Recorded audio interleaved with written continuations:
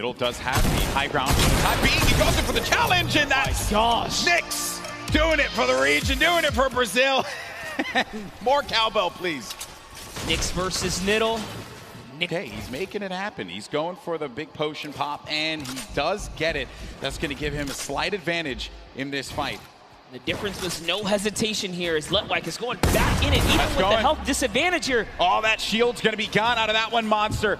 Let does go up above him, and no! Twins got caught looking. Love as anyone else. What's he going to do? How's he going to represent for himself and his fans? It's a battle, cross-regional battle here between Moffin and Issa. Moffin from Japan putting this region on the map, perhaps. Issa, well-known player in the space. He's been at this for quite a while. Off screen, you just saw King's name in the action feed against T. Another shot, actually. Issa getting third-party. And sometimes when you're in these fights, you just don't expect when another player, they're going to hear one another's personalities and stuff. I understand we do have a replay, though, from one of the other eliminations that had happened earlier on. This is Pika. Look at this, Pika jumping forward, finds one in front. That's the third party, and this player now having to look at Pika, but that was nasty. Pika made him pay. Pika ordered a quick two-piece chicken nugget, and Aqua was a part of it. That's so unfortunate. Aqua's really been struggling so far in this solo competition, but I'm sure it's a breeze for him now, being that he had such a huge day yesterday. But jumping in with Zayt here. Right now, Aqua's playing with house money. That's what we like to say. A huge performance from Zayt yesterday, but unfortunately for him, not going to be the case in Game 4. Hood J, his first elimination is on to one of Fortnite's greats, Zayt. But the fight continues against Dracones. It's an artillery strike right here, and Dracones is going to have to back up here. So Hood J is going to get a moment of peace because he's in the lowest level. He doesn't have to worry too much. Dracone's trying to axe his way through the middle, and he's trying to loot right there. That's his loot, respectively, if he can snatch it really quickly. But no, he's more focused on this battle right now. And sets up a cone as well. And Dracones, you know, from the Brazilian region, so there's just aggression. That's what they do. They'll go after the fights, and they want to get in your face. They don't care. They don't care what region you're from. Absolutely loving the rhythm right now. He's really messing with the cadence of his axes, but he's going to get punished. And now he's the one who's on the defense right here as he backs up and takes the defensive stance to go ahead and heal. Doesn't have any shields, no minis, unlike Hood J, who has 2 more remaining. As well as some bandages. Allow him to bounce back. He's got all the mats now, Golden Boy. Yeah, he's got everything to work with.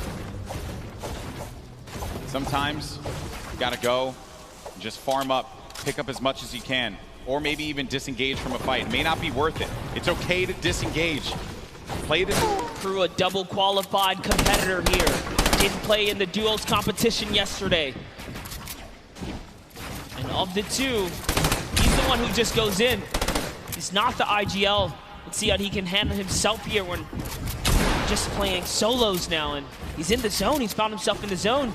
Yeah, they're gonna get ticked for 1 in the zone, and they're pretty far from it. He doesn't want to play off that camera angle, but he's going to chuck a brilliant grenade right there. It's going to open up the box. Now you're inside of the Storm Monster. What do? You're engaging in this fight. You're losing health little by little. What's the play now? Oh no! Got the med kit, but he couldn't connect. The play was just to go for it. Pika gets the better, but he's going to continue to tick for health.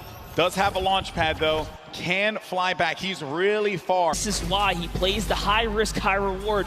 If I'm being honest, that's how you take first place. You put it all out there and go big or go home. Everything goes in your favor, honestly. Go big or go home. King of fight over on the mountain there. Tuzi's next to him, as well as Keenstar. And King, he's gone. He's flying over to the next target here. He just doesn't stop. Into another box fight he goes. And now he's going to reposition here and set up for the prime push. This is ridiculous. Look, he's still going. He does not care, people. King wants to jump into your box. It's his box now! Oh, what a beast! What a beast! He's not here to play. Laser's gonna go down. Bow down. We thought Bugha was one of the best box fighters. Hold up, it's time to do some reviews here because King is putting himself on the map here. All I want, Bugha, if you're listening, I just want you to do a VOD review of King, okay? Get us a VOD review, please. Hopefully we can just agree on that. Above his head through the window edit, opens it up and hits him with the pump. And now we're on his perspective. But as we were mentioning before, sometimes from a safe position, go for the shots. Go for the shots. Maybe you get a few ticks. Damage perhaps. And King, he's taking fights outside as well. King is still here to play Golden.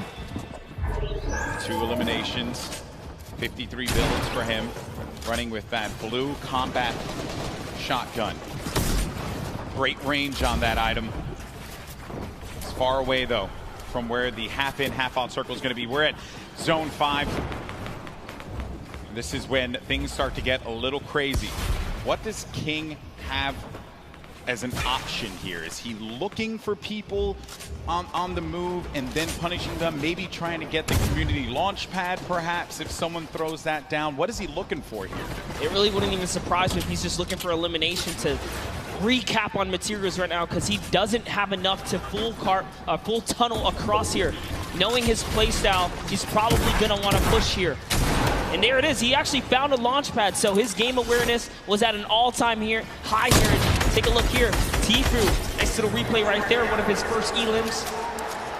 First point, as a matter of fact, against Kurtz. Tfue on the board. The King. What are the chances of that one? Yeah, the good old community launch pad right there.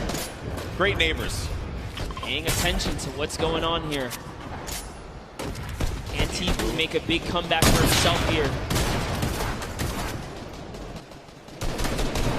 A little concerned about that player who had edited out.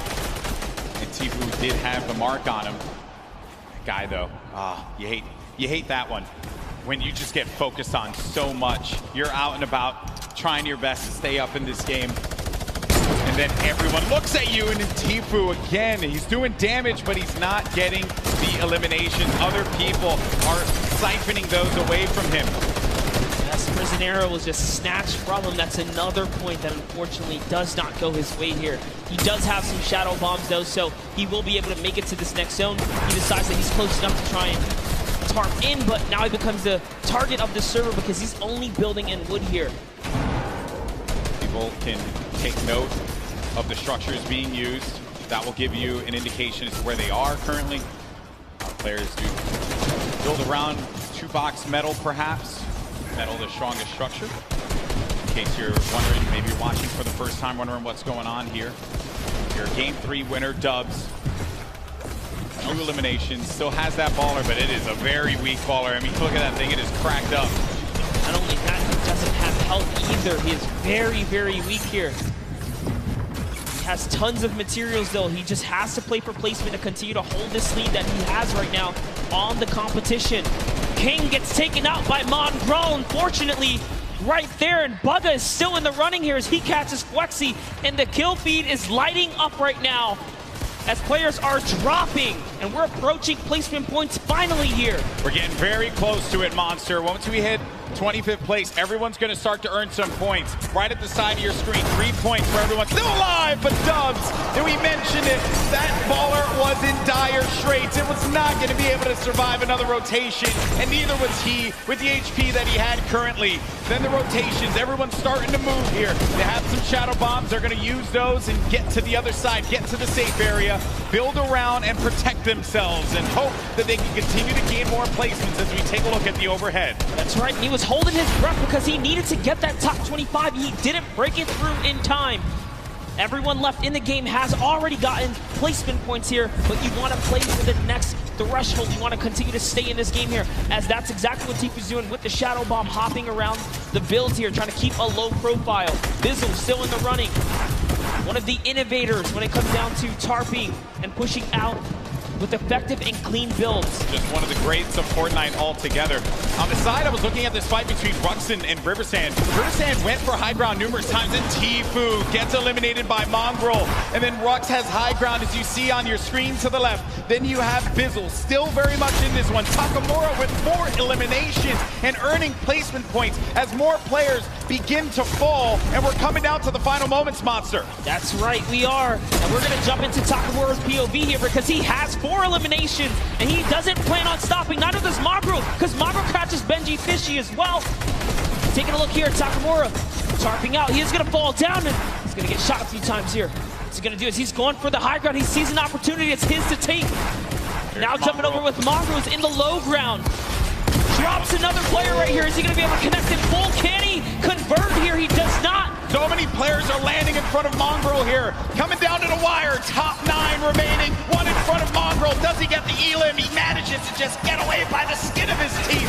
And now Mongraal gets up to the high ground. Maybe using this. If you keep jumping on the wall, you won't go out of the shadow state. He gets up top, but there's no one going to be there. There's a person all the way above him. Knocks the structure down. And the player does manage to catch himself and maintain the high ground positioning here.